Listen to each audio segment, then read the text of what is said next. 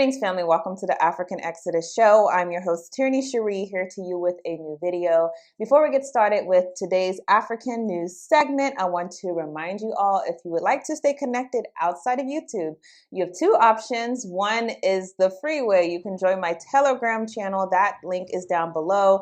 There I post updates on different videos that I post or just want to share with the community. I might send a link or something like that. In addition, you can add yourself to my Patreon group. My Patreon is where I also post an exclusive every week just for you. So that's another way you could support this channel. With that though, let's get started with African and world news.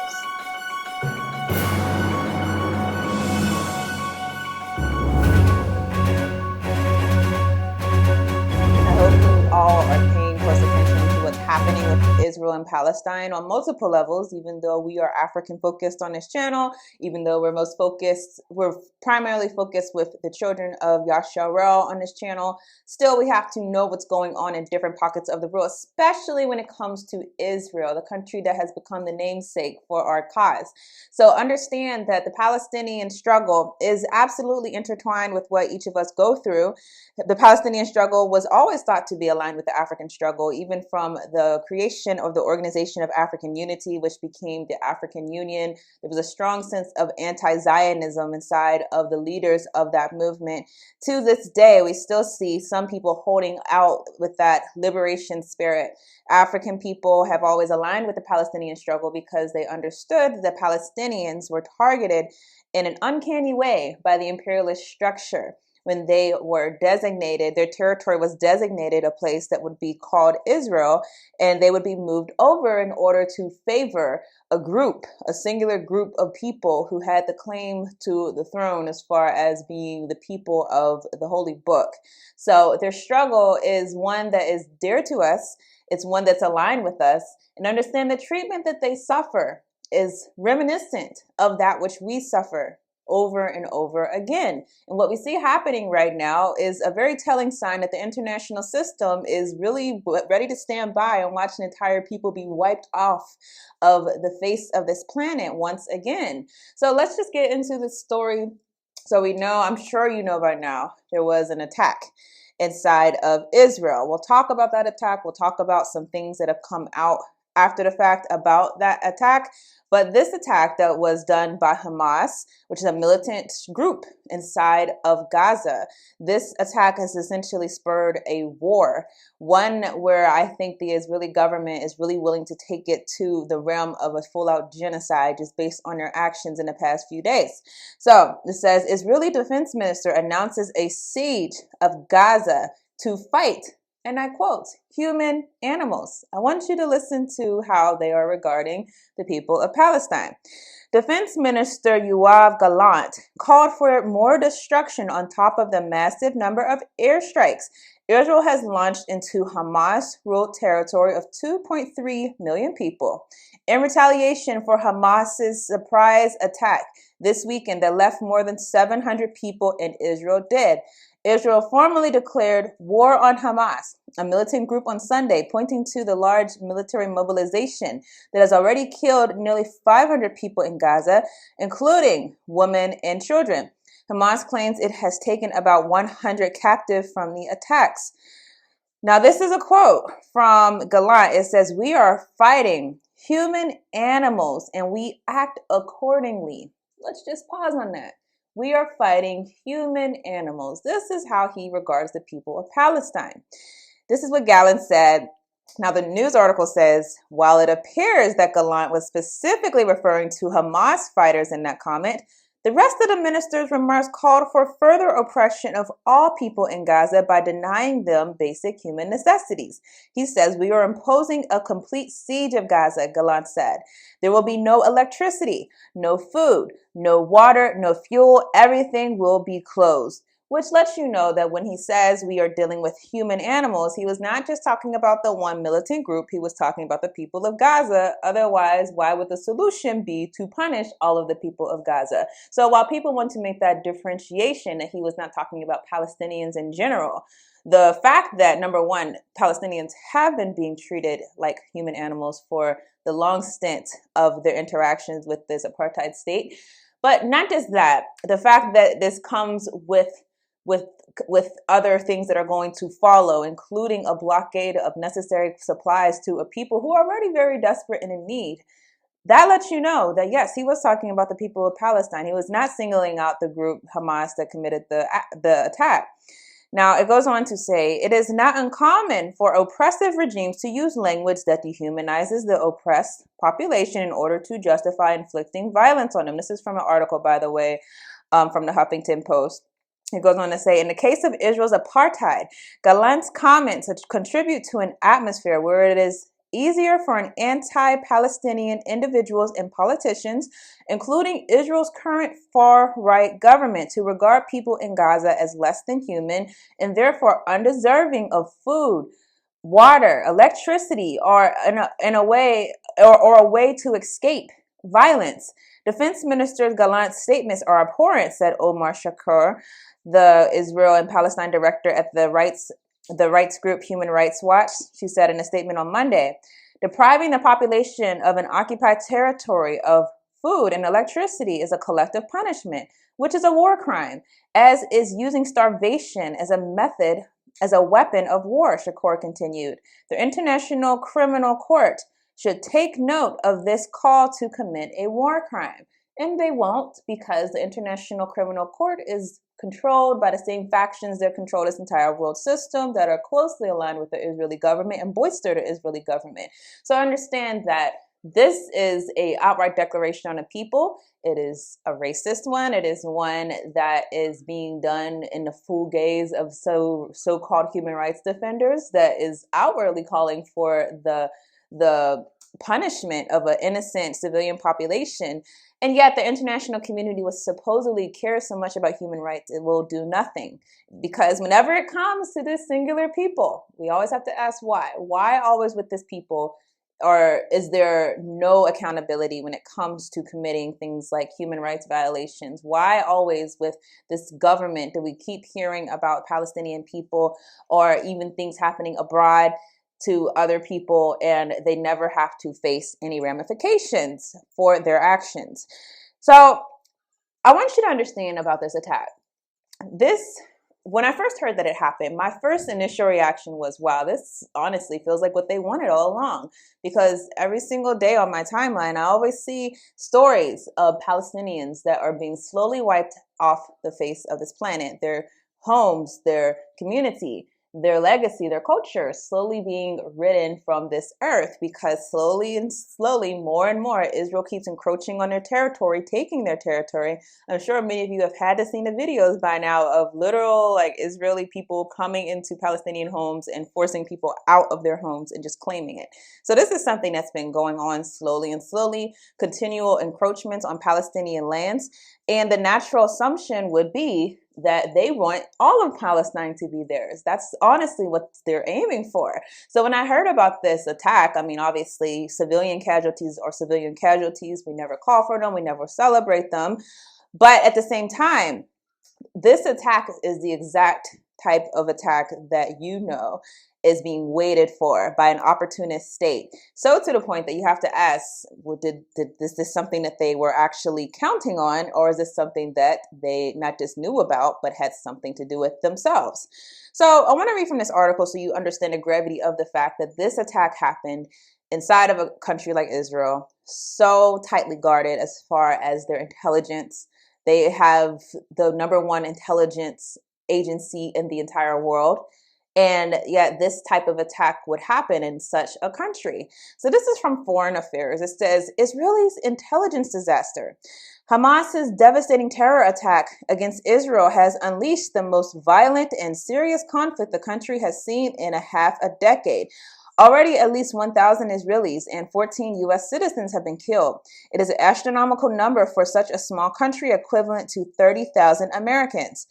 But about 2,900 more Israelis have been injured, and an estimated 150 others, including toddlers, grandmothers, and foreign nationals, have been taken hostage. Meanwhile, at least 900 Palestinians have been killed in the Gaza Strip, and another 4,500 have been injured. These numbers have obviously gone up since then. These figures are likely to rise. Israeli Prime Minister Benjamin Netanyahu has declared war, launched deadly airstrikes on the Gaza Strip, a densely populated Palestinian area controlled by Hamas that has been blockaded by Egypt and Israel for 16 years, and vowed to turn Hamas strongholds into ruins. Let's not lose sight of the fact, blockaded. That's a significant encroachment on the Palestinian people who are innocent, suffering because of a country's willingness to deprive them of their basic necessities. With Hamas rockets raining down on Israeli cities, Israeli shells bombing Gaza, and Hamas fighters threatening to execute hostages, fears of a broader regional conflagration are mounting. In these early days, the fog of war is thick, and it is hard to anticipate exactly how the conflict will unfold. But this much is already clear. The Hamas attack came as a shocking surprise. Israel's billion-dollar high-tech Gaza border wall was easily and quickly breached. Early reports suggest that Hamas fighters use unsophisticated weapons to overrun border security with cheap drones, bulldozers, and bombs, and that they travel to inflict violence and take hostages on paragliders, motorcycles, and in a golf cart. Are you buying this? This was not an amateur hour operation. The assault came by air, land, and sea, and the attackers fanned out to capture and kill across multiple sites simultaneously. That kind of large-scale, sophisticated operation takes careful planning, coordination, time, and practice. Israel's leaders missed it. It is hard to overstate the magnitude of this failure. Although lone wolf terrorist attacks are notoriously difficult to uncover, larger plots are more likely to leave digital traces and other telltale clues. Meaning, this type of large operation, if you think this is being planned and no one knows that this is happening, when you have the number one intelligence agency in the world constantly on guard against this specific group, how is it possible that they were able to carry this out, especially with such equipment as a golf cart? I mean, that being the worst, obviously, but such equipment that does not rival the equipment that the military has inside of the Israeli country. So these are legitimate questions to ask. I want to drive the point home, though, about Israel's intelligence. The Israeli government is known for its technological sophistication. Although, according to the New York Times, in 2021, Israel assassinated Iran's top nuclear scientist as he was driving to his vacation house by using an AI-powered remote-controlled machine gun that was operated via satellite and placed on the side of the road. An investigation into Hamas's surprise attack could explore to what extent, if any, Israel's technical prowess may have generated collection and analysis blind spots. As an analysts study this surprise attack, they should not just focus on what went wrong for Israel. The attack also appears to be a major Hamas counterintelligence success, and investigators should figure out what Hamas got right. They will have to determine how Hamas managed to keep such a large-scale, complex operation secret from one of the world's best intelligence services. So I think I painted the picture for you all. This is not a small deal. You have the number one intelligence agency in the world, and Hamas being a militant group that did not have that ability to keep things as safely guarded from Israel. You have to wonder, what did they know and what involvement was had with this state? Because we see the result. The result is what they've wanted for a long time. They're hammering Gaza right now. They're saying that they're going to lay complete siege of Gaza. They're going to do an entire invasion of Gaza and control the entire land. So what is it that they're doing that does not comport with what they've been doing that is slowly encroaching on a land that's not theirs? So let's just drive the point home, though, because it's not just a conspiracy necessarily to say that Israel knew that this was going to happen. Egypt actually warned Israel, it turns out, just days before the attack, that such an attack would happen. So let's read from this article. It says the chair of the powerful U.S. House Foreign Affairs Committee has said Israel received a warning from Egypt of potential violence 3 days before Hamas caught Israeli forces off guard in a large-scale attack.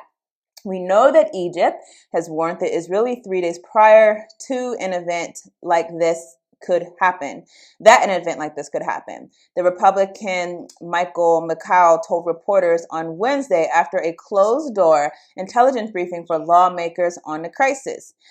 I don't want to get too much into classified details, but a warning was given. I think the question was at what level. McCall said that the attack may have been planned as long as a year ago. We're not quite sure how we missed it. We're not quite sure how Israel missed it. Isn't it so interesting how Israel and the United States intelligence are one? That's something you should always note to be the case. Cairo has not commented officially on suggestions that it may have offered an early warning to Israel. However, Egyptian media with close ties to intelligence services on Wednesday quoted senior security sources denying Israeli press reports that such a warning was issued. Egyptian intelligence services repeatedly warned Israel that the desperate humanitarian situation in Gaza Strip meant it could explode. The Financial Times quoted two officials as saying on Wednesday, the warnings were not a specific attack, but were more general. At least that's what's being said now. On Monday, an Egyptian official told the Associated Press that Egypt, which often serves as a mediator between Israel and Hamas, had spoken repeatedly with the Israelis about something big without elaborating. The unnamed official claimed Israeli officials were The unnamed official claimed Israeli officials were focused on the West Bank and played down the threat from Gaza. We have warned them an explosion of the situation is coming and very soon. It could be big, but they underestimated such warnings, said the official who spoke on the condition of anonymity. So I will leave it up to you to discuss in the comments. This type of attack, was it spontaneous? Is it something that Israel just did not know and was caught off guard by? Or is this something that they fully knew about and that possibly had a role in actually bringing it about? Because we see what's happening as a result. The result is that the Palestinian people are now being marked by the international community. I saw a story, for example, where the European Union, because of one Palestinian group attack, the entire European Union shut off aid to Palestine. So now the entire country of Palestine has a mark on it because of one group.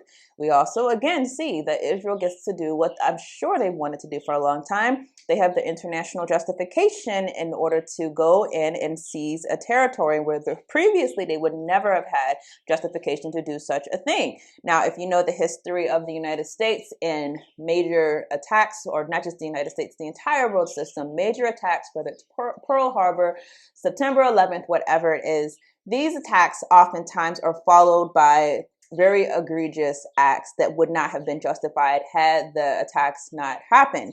And so we should question certainly whether or not this is fulfilling the exact goal that was meant by it to begin with. So with that, I'm sure we'll have more to cover on this next week. But for now, let's go to the next story. As I alluded to earlier, Palestine has a real entrenched history with the African struggle, particularly with the African liberation struggle on the continent from colonialism.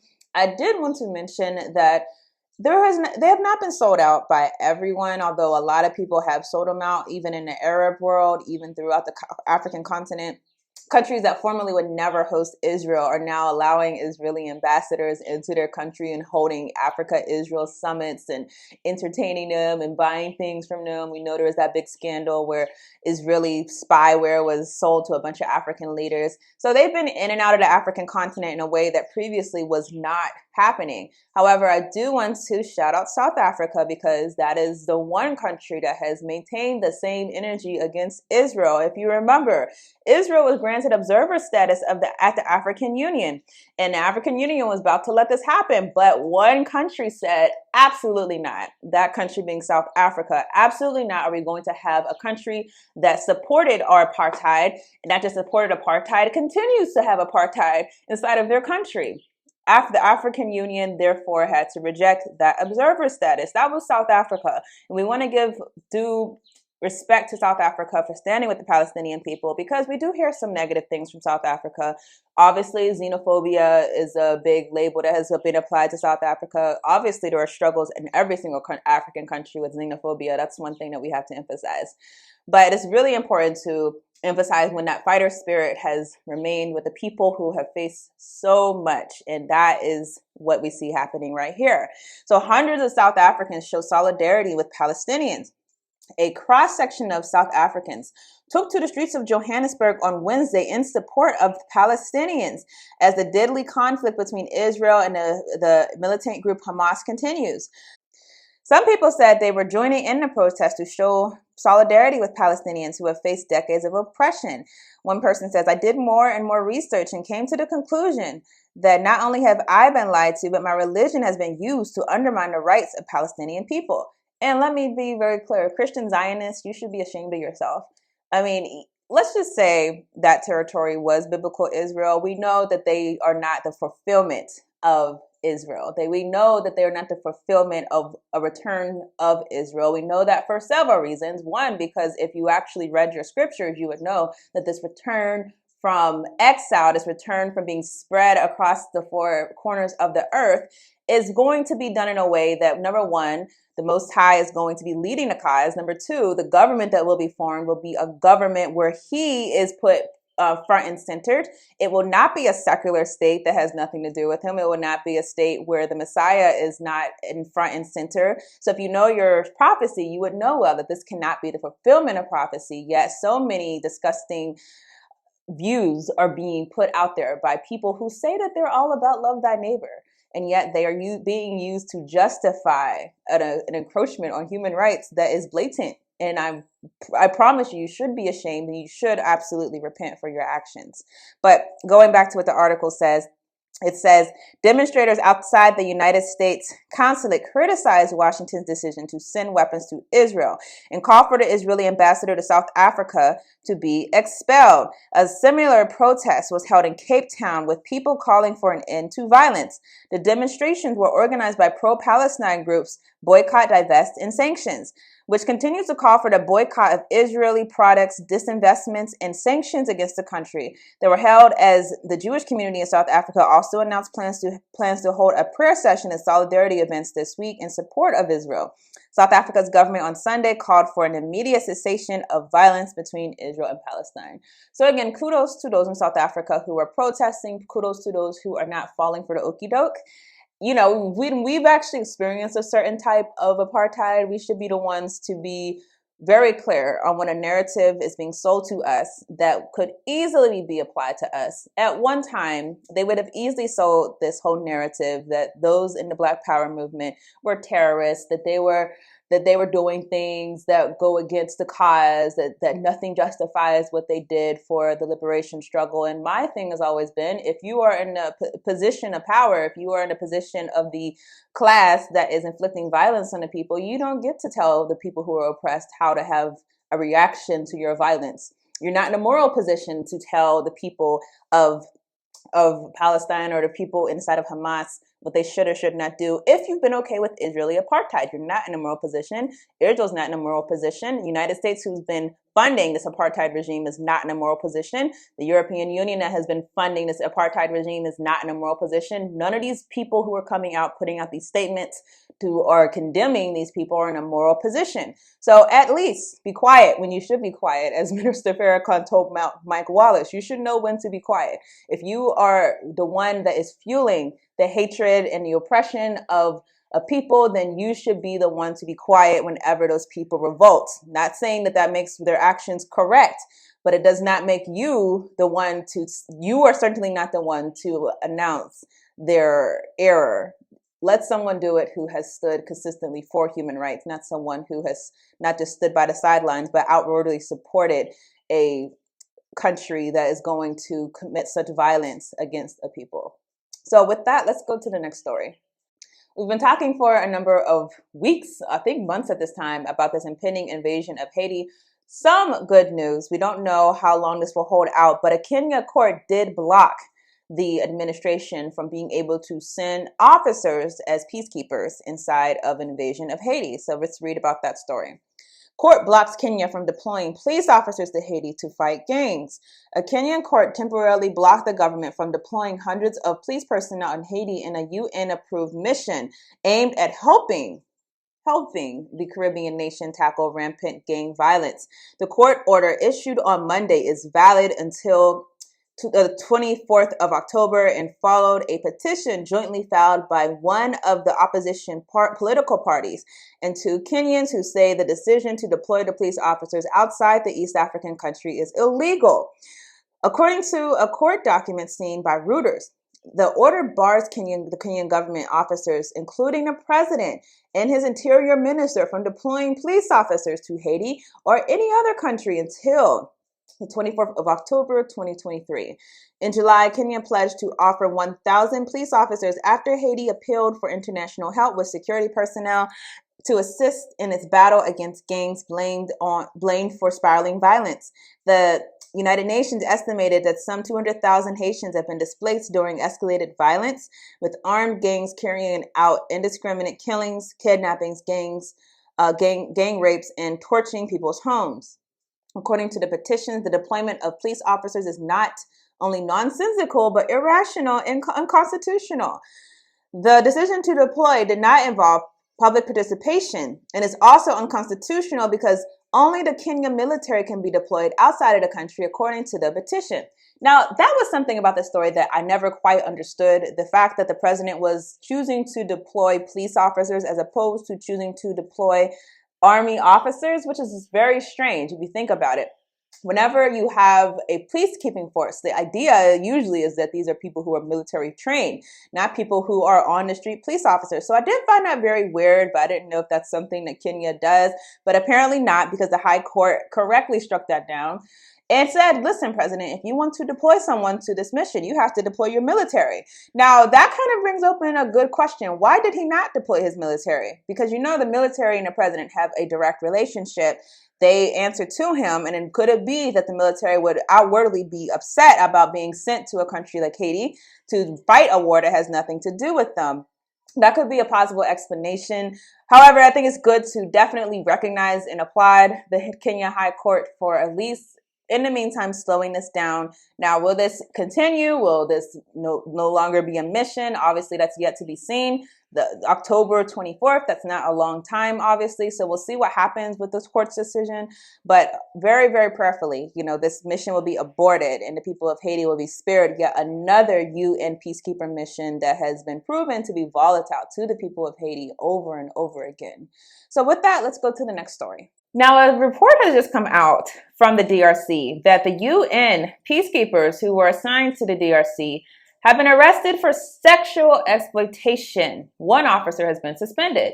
Of course, this is in light of the fact that the UN is trying to deploy once again into the country of Haiti and has been accused many times, not just in Haiti, in the DRC, all throughout Africa, of committing sexual violence whenever they are going to sovereign countries, invading sovereign countries and overrunning their governments. So again, those of you who are confused about whether or not Kenya leading or Caribbean nations needing a UN mission into Haiti, understand this is a UN mission into Haiti, a UN peacekeeper mission. Look up the history, people. Before you think something is good, at least look up the history. Don't just read what the newspapers want you to read.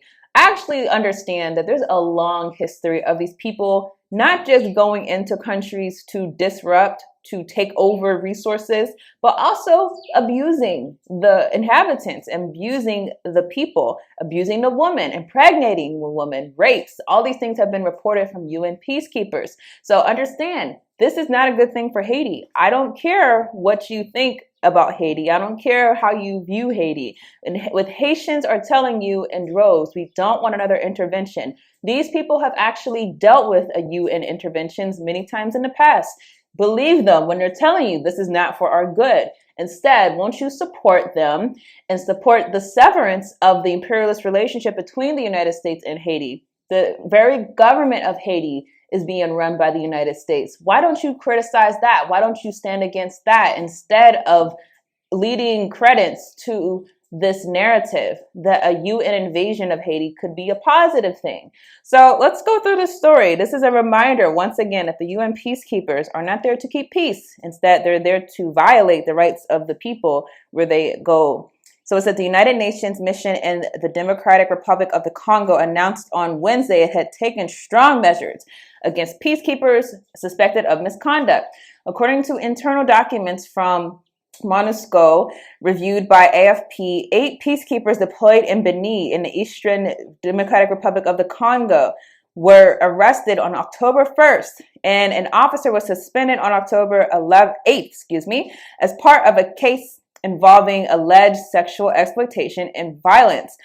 All of them belong to the South African contingent of the UN force and may be implicated in what internal reports describe as a systematic and widespread violation of UN rules against exploitation and sexual abuse. The Office of Internal Oversight Services has been informed, and interim measures have already been taken in line with the UN General Secretary's zero tolerance policy, MONUSCO said on Wednesday. Now, in one of the documents, it's mentioned that Soweto, Bloemfontein, Cape Town brothels with 8 names evocative of South African cities and makeshift bars in front of the MONUSCO Mavabi base near Benin are used for transactional sexual relations. The officer in question allegedly intimidated and verbally threatened UN personnel after the arrest of peacekeepers in a case involving visiting brothels, which resulted in an attempted escape, a brawl, and a chase with elements of UN military police. So are these the type of people that you want intervening into Haiti? These are obviously thugs. These are people who are not there to keep peace. These are people that are there to elevate themselves possibly, but also to have their way with the inhabitants. Many times we've heard of so many allegations against peacekeepers. This is not the first. Also want to note the fact that these are a South African brigade of this peacekeepers. So that whole narrative, oh, at least it's an African-led country that's going to be leading this initiative into Haiti. Therefore, the UN will be different this time. No, this will be the same. Understand, you can't take something that is inertly corrupt and something that is never good for the people and make it good all because you put a black face on it. So this is a reminder to you. I hope that you're paying attention. This is what the UN peacekeepers have not only done in the DRC, they've done all throughout the world. You learn more and more about them the more that you actually listen to the people, the reports, the rapes, the diseases that are spread, the taking of resources. I mean, did anyone see how the UN had literally seized the people's resources? There was a truck that was overturned. I believe that it was in the DRC. Minerals spewing out of this car. These people are not there for the freedom of the people of Haiti. They're not going there for that reason. They're going there to further capture the people so that the international system can do with them as they will. So let's just understand that these narratives, we can't give credence to these narratives. We have to call them out, and we can't be the ones on the defense of the imperialist state as they go to do these operations against our people. So with that, let's go to the next story. All right, last but not least, I want to talk about Bill Gates. He is funding $40 million to help develop mRNA vaccines in Africa in the coming years.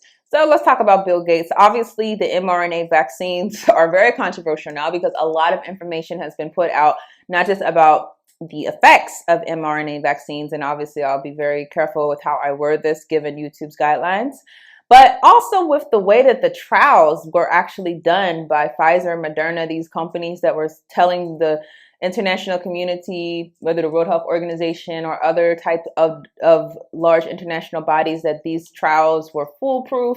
They were done meticulously. That's what they were putting out to the people.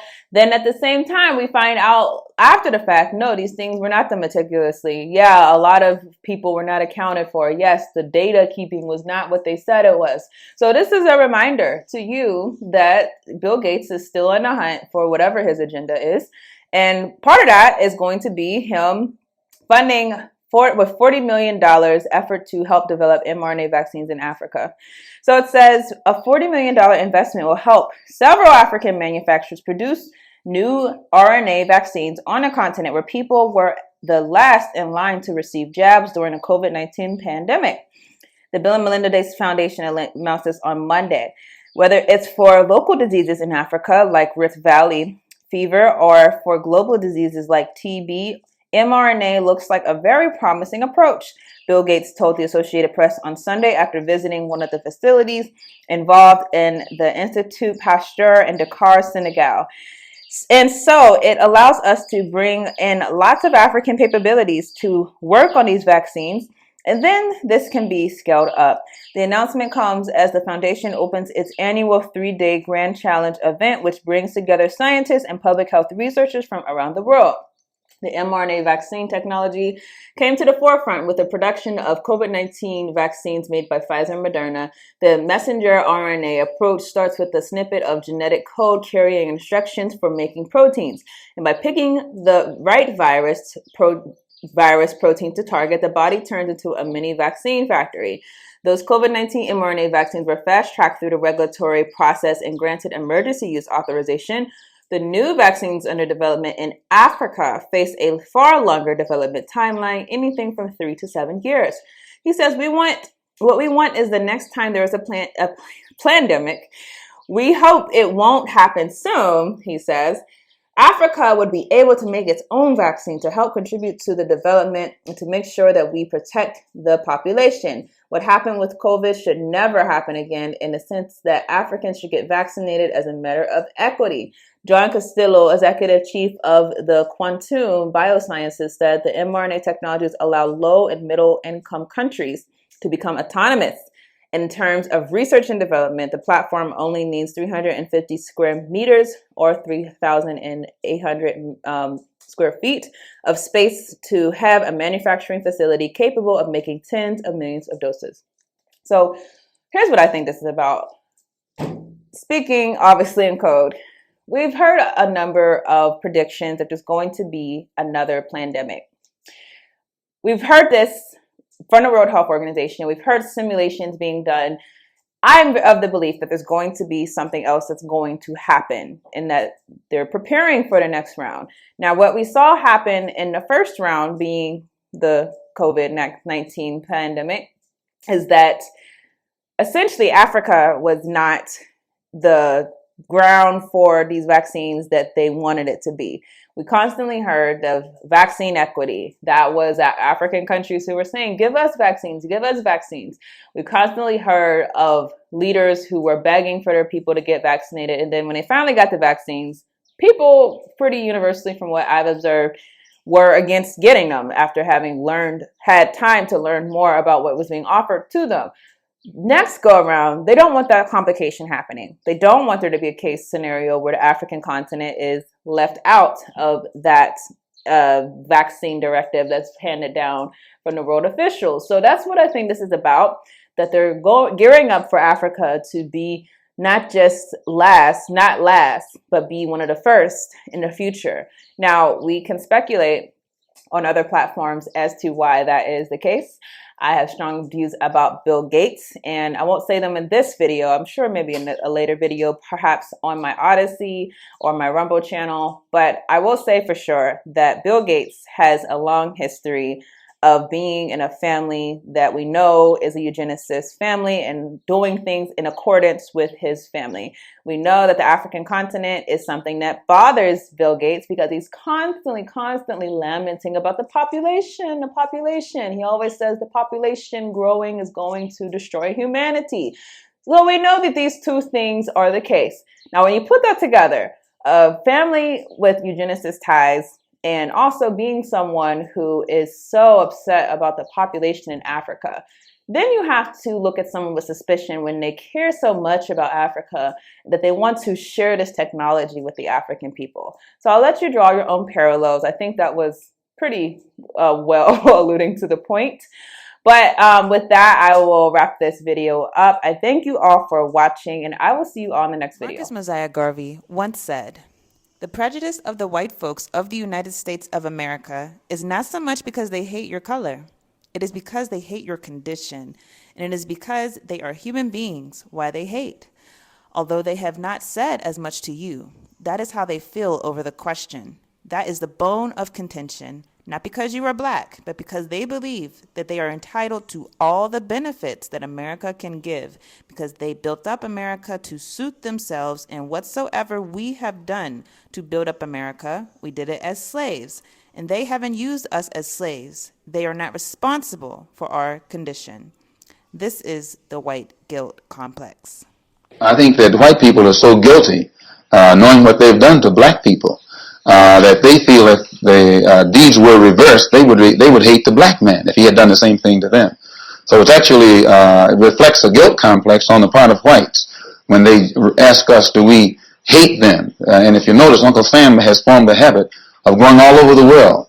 He calls it the ugly American or the American image. He thinks that everybody hates him because it's a guilt complex. And if you think that if you are worried about Europeans hating you, and they're your allies and your cousins, well, naturally it would follow for you to think that Negroes in this country would hate you, especially in light of what has been done to black people in this country by white people. And ask Minister Farrakhan to respond. Whom didn't we... Yes. I would just like to say that I am terrified that even you, someone who's obviously educated, has given up hope completely. Like when you call upon us, you say white folk, you say black people, Jewish people. Why can't we come together? We obviously can come together. We just have to. We just have to find a way to do it.